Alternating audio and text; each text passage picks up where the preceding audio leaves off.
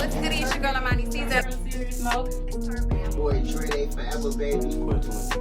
Brian Reeves, Director 70 times 7. Man, it's your boy, Artist. The girl's Asia's name. Girl named Masam. It's Young Spook, one half back in business podcast. Era, the Gap 2 Diva. Big stuff. Are you Milan? Here, Milan. It's your girl, Flaming Gina. This Auntie Pig. Boy, Lou. Ebony, aka Ebony with an I. I'm from the Big Head Radio Show, and I'm With the King Teeth Network, huh? Get it going. We gonna get it going. We having some extracurriculars. It's been a family function in this motherfucker today. But we got a superstar in the making. And this is the King Teeth Network. Shout out to the World family. Thank y'all for being here. But we got a motherfucker. They just said it. GOAT status already. We got Lil Banks in the building. What's good, my G? What's going on? Thank you for having me, bro. Of course, we've been needing to do it. Definitely. And now it's getting done. Now it's happening, for sure. Hey, I always appreciated your energy, man, since we first met, man. Sure. It's just always been just love and Always. fun. That's you know what what I'm it's saying? about. That's what it's And about. like embracing. Cause I be dolo. You know I be dolo. Definitely be dolo. And you be everywhere, too. Hey. You be everywhere, Come on. for sure. On the niggas, though. Dolo, for sure, though. Hey, but then For to sure, be though. embraced by a group and you leading the group For sure. means a lot to me. For sure. Cause you know how people act. Yeah. You know what I'm saying? Especially when they got their people with them and how they moving, they about to perform. But you always show love and embrace me and always wanted to be a part of this. That's why I'm like, hell yeah, we gonna get it in, but I want to do it right. No, That's why I got Sweezy Films. Shout out Sweezy. What's Shout up? out Sweezy Films, Sweezy. man. And we got this shit going. But we gotta get into your story. Sure. Man, you've been working. You already said a little earlier, since 14? 14. Man, been grinding, but this is a passion. You can see it in the eyes. Sure. For sure. Where'd the passion come from, man? Well, like I was telling you earlier, like, I was born into music. Like, I was always around it. Yeah. Like, I tell every time I go to a podcast, a radio interview, I always let it be known, like, I was literally born into music. Mm-hmm. Like, my mother's side of the family, they vocalists. Mm-hmm. My father's side, they vocalists, and they play instruments. Okay. So, when I was younger, I was more so, like, behind the scenes. Like, I could play the drums. I could play the trumpet. My dad was teaching me the piano before he died. Like, my dad, in his front room, he had a 88 key piano, and he had three spotlights on each wall. And Oh, you was born to this. on the weekends when I come over, if he dealing with my mom at the time, she'd pop up, and they was in the church. So he'd go in there and he'd start playing the song, and she'd go in there and she'd sing, and he had a spotlight on, and I just sit back on the couch just watching At the it. house? At the house. In the front room of the house, for sure. That's wild. That's a magical, like, how they come together like that. Like, they can be mad as hell. Start that goddamn key. I swear to God. And every problem go away. Yeah. Every problem go away, for sure. That's amazing. So For it just attacked you early. Yeah, Like, definitely. just emotionally. Definitely. Like, yeah, that just hit you. Yeah. That's mom and dad. They don't even fuck with each other for real. But And then it's so crazy because I started playing the drums on accident. Like, I was just sitting, like, I used to go with my dad to choir rehearsal. Absolutely. And I would just, the drummer wasn't there one practice, and I just sat there, and he was like, stump your foot to the beat. And I stump, and then he'd like, hit the hi-hat. I'm like, which one is that? He'd be like, that Which one is that? But I you hit was that focused one. on that. Then he'd be like, all right, now hit the snare. I'm like, which one is that? He like, that one. I'm like, all right, if I knew I had a little beat going. Wow. And then at the end of practice, he was like, Sunday, get to the drums. Yeah. And I'm like, That's your pops? all right, my dad, yeah. RIP. And he was not playing. Yeah, but see, I knew what it was. I know what it was on the way to church, but I still get to church and sit in the back pew. And he'd be on the piano, on the organ. He'd be like, he'd look at me, he'd be like, Yeah. Okay. and I look away, and the usher would be like, hey, yo, daddy telling me to get on the drums. So once that happened, you feel me, I blew over there, and it low-key just became a thing. Like, since he died, though, I haven't really touched it for real. It was kind of like a me and him type thing, and it's like, it's a bittersweet moment being up there on them drums and looking to the piano and not seeing him. Absolutely. Like, it's that's where it low-key started. bitter. That's the origin. So it just, I haven't really done it as much as I used to, but I definitely was messing with it for sure. So you took that, right, early on, growing up and being in church and being musically inclined. And you took that and you started creating your own style, your own wave, your own writing, your own words. When did it become real for you? as like, oh, I'm gonna be an artist? It became real for me at 13. Wow. At 13 is when I decided, like, this is really what I want to do long term. It wasn't until 14 when I actually recorded an actual. It wasn't until 14 when I actually recorded in a real studio. I did a feature with a dude named Kayvon the Great. He got the shout out to Kayvon the Great. That was one of my first people I ever hosted a show with. Ever. Shout out to him. He got the. That's a name. Wow. That's crazy. Shout out to that. Yeah. That's dope. So we did a song called No Competition. Me, him, and my nigga Ken. Okay. We did a song called No Competition, and that was my first time like in a real studio with the real mic. He was dealing with DJ Fatty Banks heavy at the time. So just to be, because I knew who Fatty was, I knew who RJ the Fool was. Like I was familiar with their whole little circle. Okay. So just to be around them alone was like, oh, it was different. Yeah, and it was like, this really what I gotta do. Okay. And it just went up from there. My problem back then was I didn't really know the business side of it. I didn't understand marketing. I didn't understand networking. I thought it was all just rap and go. And it's not. It gets so much deeper than that. Absolutely. It gets so much deeper than that. So over the years, I learned that. I ended up doing some time. Okay. When I did some time, I studied the music business. It's actually a book. And this free game right here too. It's a book called All You Need to Know About the Music Business.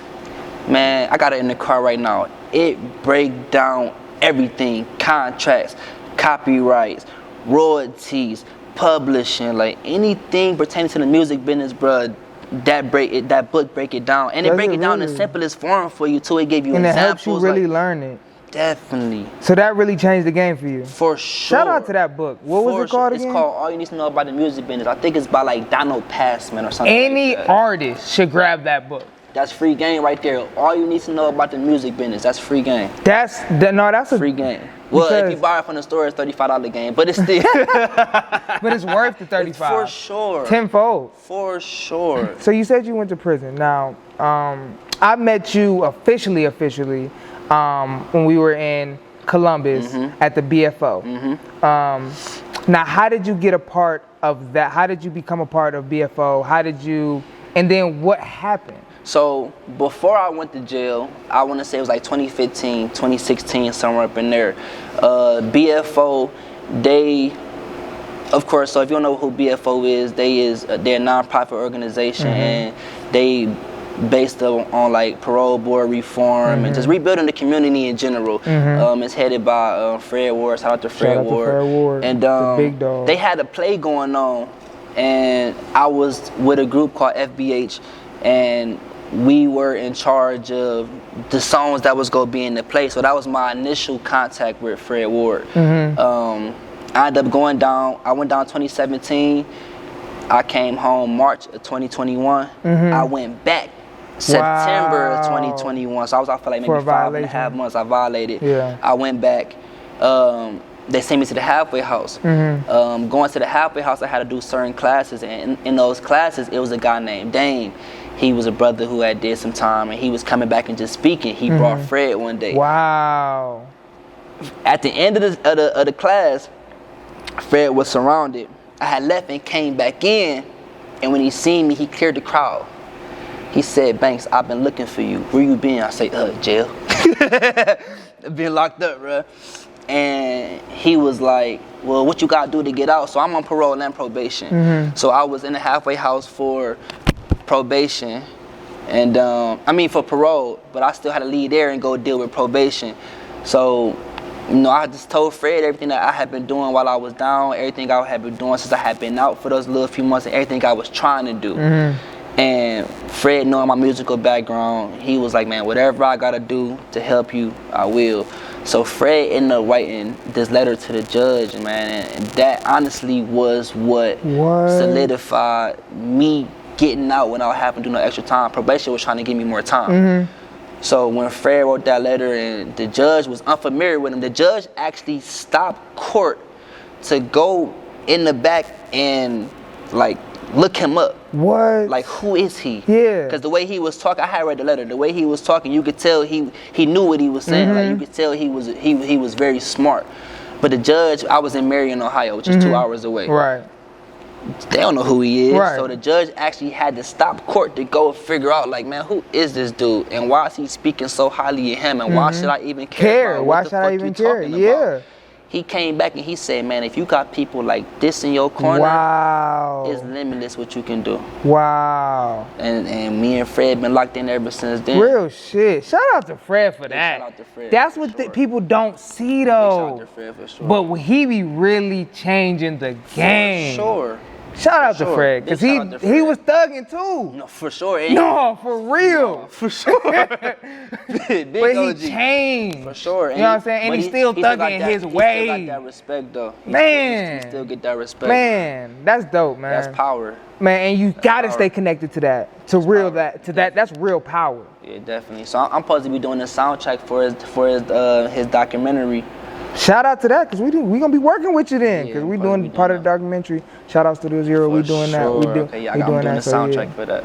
Definitely. Okay, so get to this music. So when did you start to, so after you get out, let's go before you go in. How was the music for you? Where were you at? Were you dropping songs? Were you dropping tapes? What was going on? So initially, I was into the music. I was actually being an artist. I started dealing with a female, and of course, it became, why you always in the studio?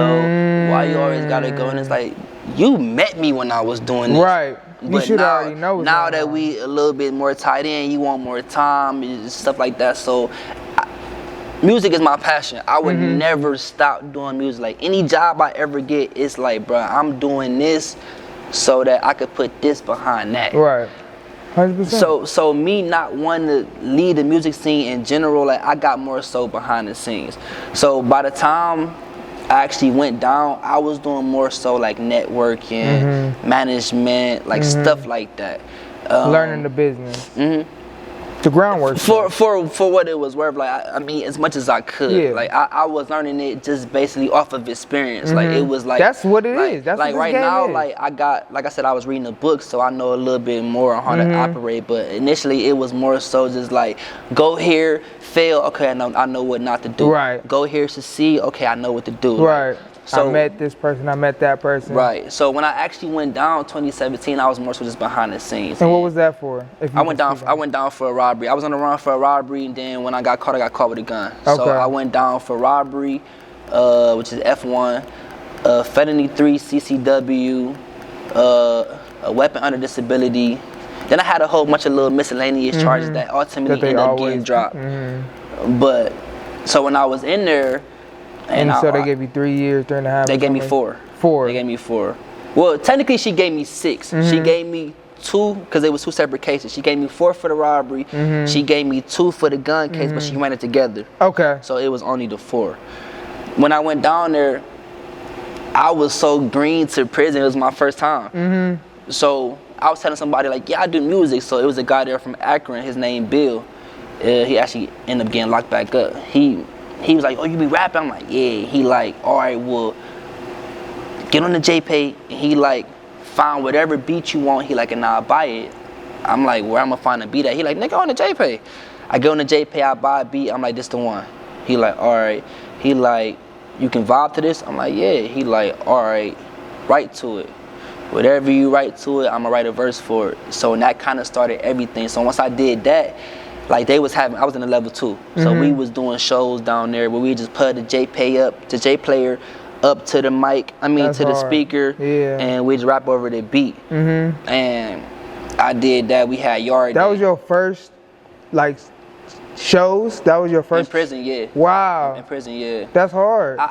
After that, man, I ended up doing a show in prison like every month. Like every Yeah. time they had a show, it was like, bro, we gotta get banks. Even if you, like, it had been a time where, man, it was damn near show day, and a guy named Science Man, Free Science, man, he came to me and he was like, listen, bro, they got a showcase, and it's like, how you having a showcase and don't got the hardest nigga on the compound down there? Real shit. I'm like, right. He like, yeah, practice tomorrow. I'm like, oh. All right, dude. So you got your name buzzing. Yeah, for sure. Like, anytime you mention anybody down there where I was at, on the music side, it was no way my name wasn't coming up in Really? that conversation. I swear to this is all facts. There's no How way did my that name feel? is not. I know that felt good. It felt great, to be honest, like, because it's a group of dudes. Yeah, like, and it's you know, jail. niggas be hating. Yeah, hell yeah. But so to be getting embraced like that, it was really like, it was humbling. But it also was confirmation for me, like, bruh, if you can win over a crowd like this, your options is limitless. Yeah. Like, it's nothing you can't do if you can win over somewhere like this. So I did that, and it would be to the point. Okay, so the second show I ever did, I went on first, and I was nervous, so I had the hood on, and man, I turned that bitch up. Yeah. It was to the point where the next day people was coming up like, "Hey, was that you with the hood yesterday?" I'm like, "Yeah." They're like, "Bro, I didn't know you had that in you." Really? Yeah, you turned into a different beast on that performance side. I have to. Is it from those shows in prison that did that to you, or was it just naturally in you with the drums? Like, where'd it come from? It's naturally in me, and it's because, like I said, even before when I went down, like, I always studied music. I just started studying on a different level, but I always studied it. Like, whatever my favorite song is at the time, I would go on YouTube and watch that artist perform that song live in 4 different venues, 4 different states, 4 different days. I would watch his crowd control. How he did it. I would watch his song selection. Yeah. I would watch just how he would talk in between. I would watch if he would do a wardrobe change. I just watch how you keep the crowd engaged with you, period. I watch how you would move from this side to this side. I watch how would you sing this song in a higher octave. Like, I really took down those. I still do it. I just did it. What was that, yesterday? Really? Just yesterday, I was watching some type of concert over in London. Okay. Everybody did. So you done got abstract with it now. You trying to see what other people do. Definitely. But I mean, it's still, you know, and then see, now my artist range is not, it's so different. I'm not limited to just one lane. Like, I was watching Giveon the other day. Right. Feel That's me? a completely different wave, but you can learn a lot. I'm watching how he using a performance track. It's just live. Just the beat playing, maybe some ad-libs and just his raw vocal. You know what I'm saying? Or just watching how he command this stage. Like, it was a long stage. It was this way, and then there's one that go out into the crowd.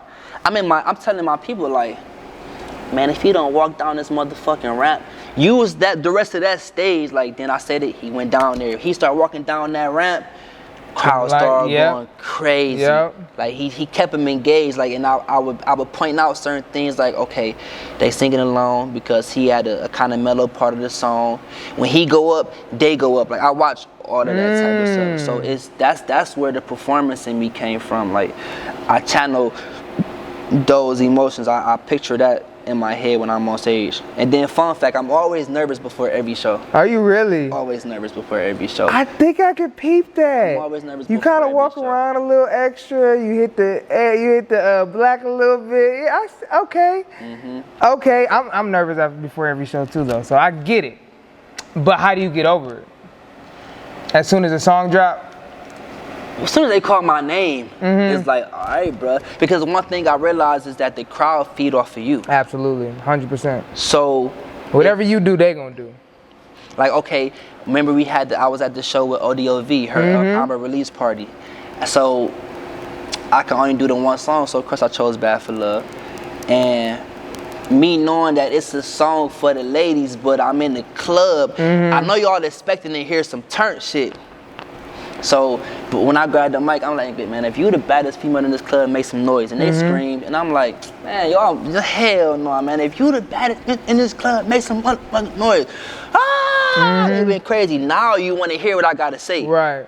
You feel me? So now I can be smooth with it, like, cause now I got your attention. Right. Now I got your attention. Height didn't bring it down. Now listen to what I'm saying. You know what I'm saying? Real shit. That's just how I be operating. But I'm definitely always nervous before every show. Okay. Always. So you got, like you already said, shout out to ODOV. You already said you got that song out with her. What other songs you got out right now? So I got, let's go for the features. So I got the Such a Vibe remix with ODOV.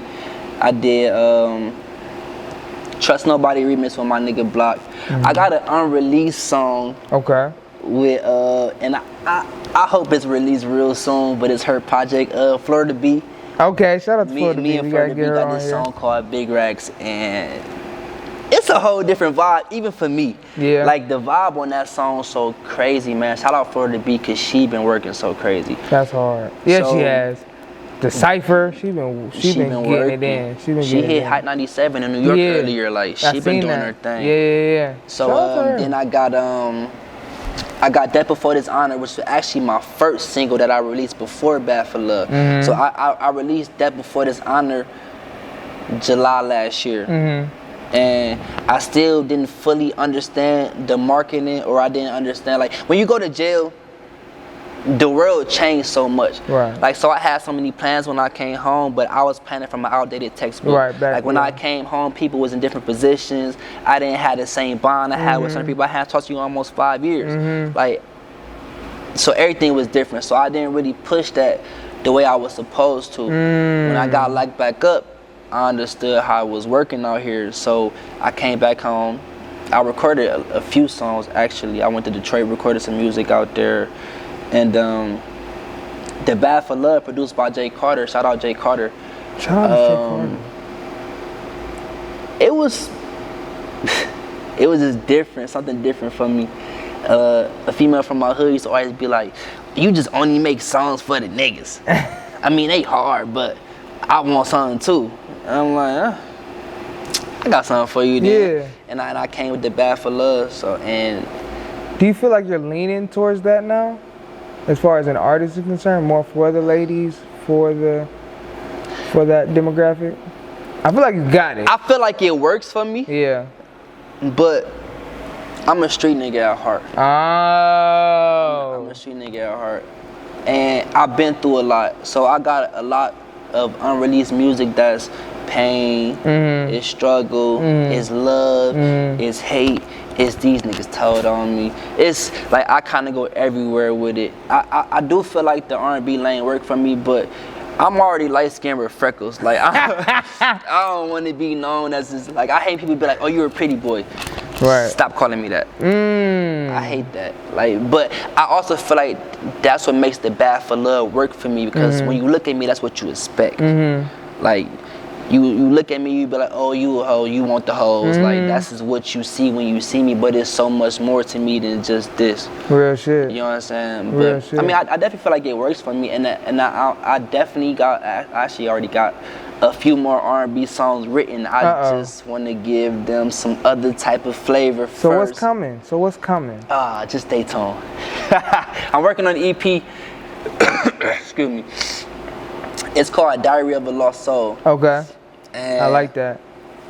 I call it Diary of a Lost Soul because really in the songs, like, you just gotta really, I mean, I get specific in a lot of my songs about like what's been happening, how I ended up in jail, what went on while I was in jail. And it's like a battle. In some songs I'm in love. Then you got Bad for Love. Then you got some songs when it's like, I got a song called Conversations with Mama. And it's really a real live conversation that me and her had when I was locked up. It started off with a voicemail, a real voicemail that she left me. That's love. You know what I'm saying? Then That's real though. I got a song called Beautiful Struggle. You know what I'm saying? I got a song called Morals. You know what I'm saying? Like, so I really... Oh, you be tapping into that deep shit. Yeah, I'm everywhere with it. But I try not to go too deep to where it go over people's head. You know what I'm saying? But music is a feel. Music is a vibe. It's a vibe. Like, it's a feeling. It's a song for everything that you feeling. Oh man. It's a song for everything that you feeling. Oh man. I definitely tap into everything. Every vibe. Where does the style come from? Cause you got the sauce everywhere you go. You put the shit on and you know you do. Where's the style come from, man, as just an individual? I just be being me. That's a light-skinned answer. That's a hella light-skinned answer right I just be being me. Like, I mean, for real Cool though, the hell like, out, cool. I pride myself on being an individual. Yes. Like, I tell people all the time, like, I seen that. you Soon as I can't met look you. at me and be like, oh, you light skinned, so you think like that. Mhm. Oh, you a Leo, so you think like that. Oh, Or he's you a Leo male, too. So you think like big God Leo damn gang. it. You know what I'm saying? Like, you can't, you know what I'm saying? Like, you can't look at me and be like, oh, you like this, so I know you like that. Like, no. Like, you can't categorize me. I pride myself on that. And I think that's where my style comes from. Like, I feel like as far as music, I got a good ear. Yeah. I feel like as far as fashion, I got a good eye. Okay. And so Okay. when I look in the mirror, like, my girl would be like, I like that. And I'd be like, I'm gonna change your shirt. Change the shirt and she'd be like, I like that. Like, yeah, I like this too. Mm-hmm. When I'm writing music, my nigga be like, that's hard. And I'd be like, I can come harder than that. Like, it's a feel I search for. Yeah, like, every time. And initially, I didn't realize it, but it was like, I made this song 2011, 2012. It's called About Money. Mm-hmm. And when I was writing that, I had a certain feeling. And then I let people hear it, and they was fucking with it. So now I know, like, okay, when I get this feeling, then this how I know, like, it's the one. Like, so when I did Bad for Love, like, I was in the studio, me and Block, and my nigga Grant, we was in the studio, and we had recorded some other song. When we got done, Jay Carter was just playing beats, and he went past the Bad for Love beat, and I was like, wait, go back. He went back, I started hitting it, but he was talking to Block. But he heard a piece of it, and he was like, hold on, Block. Hey, do that over. Mm-hmm. He started the beat over, and I hit it again. He like, what's your email? I gave him the email, but I'm thinking he only sent me the song that we had just did. Mm-hmm. So 2 weeks go by, and I'm like, hey, what's up with that beat? How much you want for that beat? What's up with the studio? He wasn't responding. I go through my spam messages. He had already sent me the beat. Wow. 2 weeks ago. 2 weeks ago. I had already had the beat, didn't even know. So boom, I'm in the studio again, recording a different song. And Block had went outside to smoke. Grant had went outside to smoke.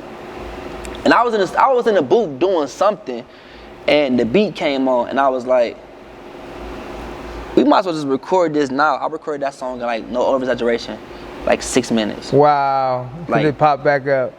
Right, but it was something about it. It just every time I heard it, it gave me that feel. Mm-hmm. And then I was nervous to perform it for the first time. Why?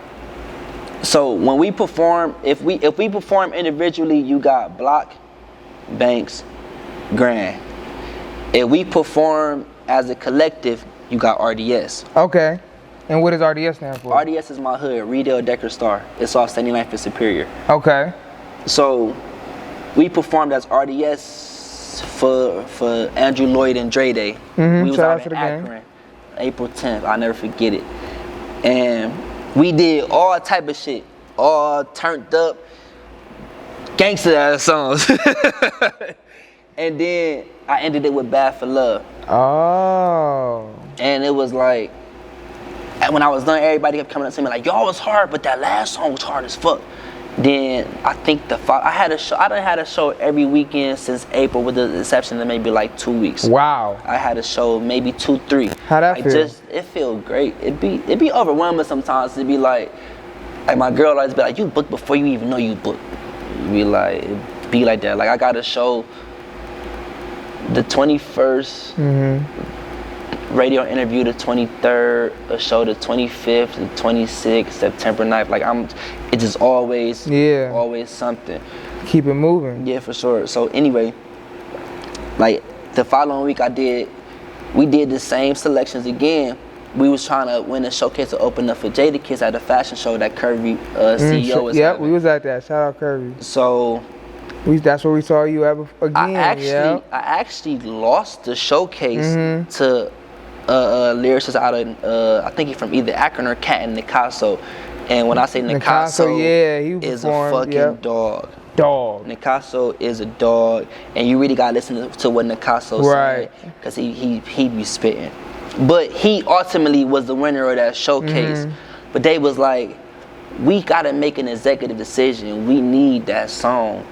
Wow. And that's how I ended up doing that the following week. And Wow. it just kind of went from there, like.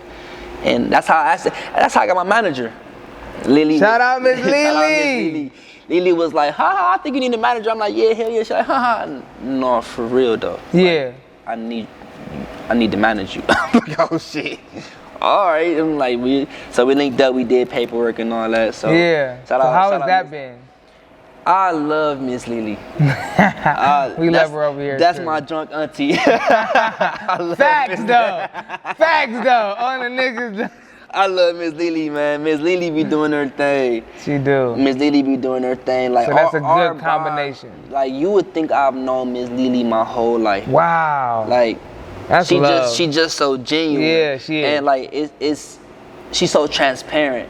Like, I never have to question her motive. Mm-hmm. Like, if Lily tell me to do it, it's done. Cause I know she moving with my best intention. That's You know what I'm saying? beautiful. Like, yeah, I That's love- a good feeling to have love as an music artist. for sure. So you in a good space right now. Definitely. So we got some good shit coming in. Definitely. Definitely. So you also you did Bitch Like Me with OVOV. Such a vibe. Such a vibe. Oh, well, no, I did you the video. That's The what I was video, talking yeah, about. for That's what I was sure, talking about. okay, yeah. How did it feel being a leading man in a video such as that? It was different. That actually was my first time I had ever did anything like that. Really? Yeah, and of course, coming into it, like, one thing I love about ODOV, she is so detailed about anything she do. Yeah. She was like, Absolutely. okay, you go do this? I'm like, yeah. She said, okay, you need this, this, and this. Because we got this scene, this scene. Right. She came props, she knew color, she knew how she wanted her sets, Ooh. everything. I love it. So we sitting there, and I'm like, all right, so when I come on stage, like, what I got to do? And she was like, this, and this. And then the rest we just freestyle. I'm like, all right. So before he say action, I'm sitting there nervous, like, okay, what I'm about to do. But camera rolling, it was like, It was on. yeah, and it was like our chemistry was automatic. Yeah, it looked it. It was automatic. It looked like y'all grew up together. For sure. Like y'all was in love forever. Yeah, that's what everybody think, like, oh, y'all go together. Like, that's not my girlfriend. But yeah, like, that was definitely different for me, and I'm open to doing More stuff like that again, for sure. Like, real shit. Well, that was dope. I wanted to touch on that before we get out of here because I thought that was a dope move that y'all did with For that sure. one. Before we get out of here, it's called Get It Off Your Chest. So if anything you need to get off your chest to your supporters, to your loved ones, to the haters, to the jail system, to anybody you need to get it off your chest before we see you again, go ahead. This is your time. first off, to the jail, man, free all my niggas. Real And my shit. little brother, J-Do, he on his way home. I got a few artists on my label on their way home. Shout out JJ, shout out Mar, shout out TK. Shout out the label. What's the label called? Label LAF. LAF. Life ain't free, life ain't fair. Yes, Loyalty sir. amongst family. As far as my haters, fuck all y'all, but thank y'all though, because y'all made me who I am, man. Y'all made me go harder, man. So hi to all my haters, how y'all doing? I know y'all hate to see me blowing up in your face, but Man. you gonna be alright. As far as my supporters go, man, thank y'all. Like, the love I be getting at my shows is humbling. Especially since I worked so hard for this. Like, I sacrificed. Like, when I was doing my robberies, like, I would take that money and go to the studio. Like, my niggas was Wow. grabbing packs, like I was going to the studio. Like, so it's just humbling, man. So I thank all my supporters, man. Everybody who been rocking with me, everybody that's been on this live the whole time. Shout out Kirby. Oh, hey Kirby. Shout out everybody on this live. Shout out to the man. live for sure. Shout out to the live, man. Just love, man. I got this EP coming, Diary of a Lost Soul. I got the Bad for Love video coming. Shout out Logan Kingston. Yes, sir. Shout out to Logan, the GOAT. Definitely go Logan. Man, Davis, he is goated for real. Shout out Insomniac at iHeartRadio, man. Thank you. Thank you, man. Just stay tuned, man. Follow me on IG, bankroll_won'tfold, the number 2. And just follow me, just tap in with me, man. LAF the Mob, Costa Squad, you meet God, nigga. And on that note, it's the King Teeth Network. We out here. Peace and love. Beautiful, man. It's real.